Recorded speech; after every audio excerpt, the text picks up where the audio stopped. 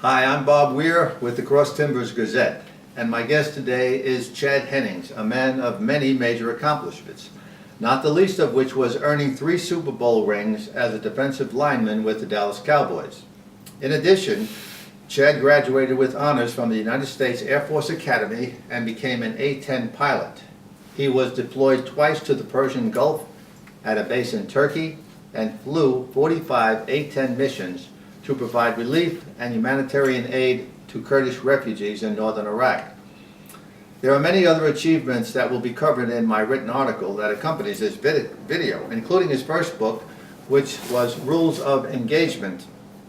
Chad has a new book entitled Forces of Character, and I'd like Chad to tell us something about this. Chad.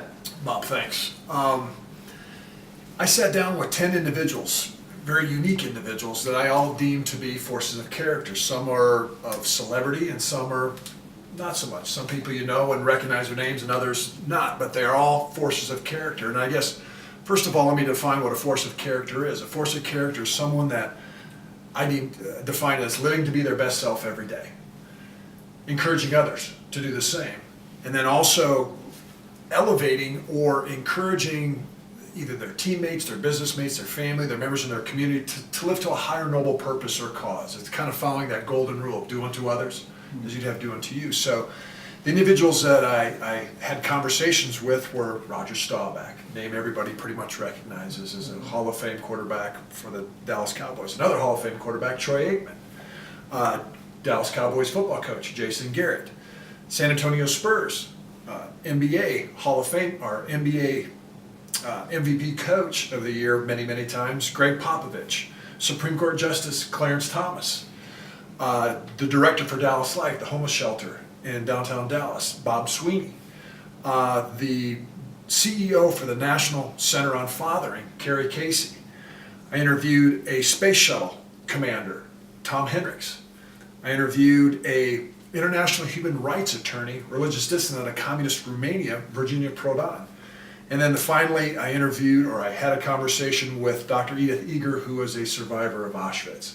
So, as you can see, these are individuals from a very broad demographic, male, female, black, white, that has a variety of and varied experiences in life, but the one thing that was unified and the lessons learned in their lives throughout the whole book is the importance of character and what character means to them and how they have all lived a life to be a force of character.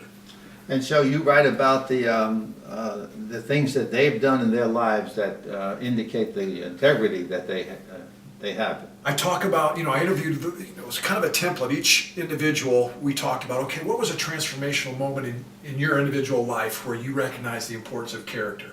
I opened up the book with, I stole a football card from a little girl. And I kind of openly share that when I was a little kid. She started to cry. We're staying at my best friend's house, and we both took a football card from his sister and one of her little friends because, we didn't have that card. Yeah. She cried, so we ended up confessing, gave it back. We were both punished appropriately. Mm-hmm. But it was one of those transformational moments where, there is right and there is wrong, and that we should be held accountable for our decisions, that we have, quote-unquote, skin in the game. So all the individuals, talked about that. Then they talk about how, individual mentors that they've had, whether that be coaches, a parent, a grandfather, a friend that were mentors for them, and how they impacted their life, and then how they in turn are passing on being mentors to others.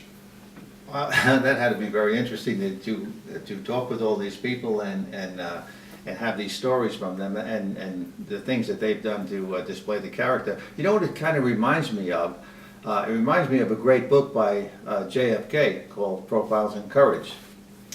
And I remember reading that book, I was a kid, and I was so impressed with it because in the book he has certain people that have displayed a certain amount of courage and character. And so you seem to have come across some people here that you're highlighting in this book, some really impressive names. I honestly haven't read it yet, but I'm about to, and I look forward to it. I read Rules of Engagement when you were here some time ago, a couple of years ago. And I'm really looking forward to this one even more, I think, because of some of the names that you highlight in here.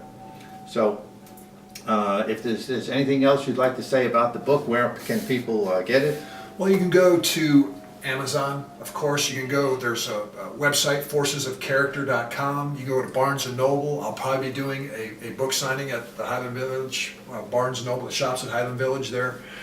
But what I just really want to emphasize is that the stories in this are their individual stories, and there's some riveting ones. For example, from Edith Eger talking about when she's on the train going to Auschwitz with her mother, and just the power of her mom. I'm gonna touch your face. Goes up to her when she's 16 years old and says, "Edie, we're not sure what's going to happen to us. We're not sure where we're going to go, but always remember, they can never take away what's inside here.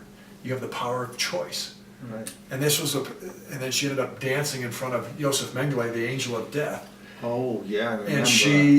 And then she goes on and says, basically, I had to choose to forgive. This is a man who murdered her parents. And from there, then you talk about different things of Clarence Thomas and some of the racist stuff he experienced growing up. And then Kerry Casey was an African-American man also. And he grew up in Virginia in the segregated back in the 50s and 60s, and some of the things he had to go through where they had a choice. As well as, the religious dissident Virginia Prodan in communist Romania, where because of her faith, she was persecuted. And so it impacts across the spectrum that the book can, whether you're growing up as a youngster, as a parent, as a businessman, just a member of your community, the importance of actions, accountability. Our decisions matter. The decisions we make today will impact our tomorrows. So all that, I tried to exemplify that we all need to be cognizant of character in our lives. Yeah, and I remember Dr. Eger, when she spoke about that, you had an event here some time ago, a year or so ago, and she was a guest speaker, Right. and some riveting stories, some heartbreaking stories about her life. So I'm looking forward to reading that as well as the others. So I want to thank you for coming over and for doing this interview, and I wish you great success with this book, as I know you will have, because you seem to be a success-oriented guy. That's pretty much what you do in life. You've had so many successes, and this will just be another one. Thank you so much for being here. And thank you for watching.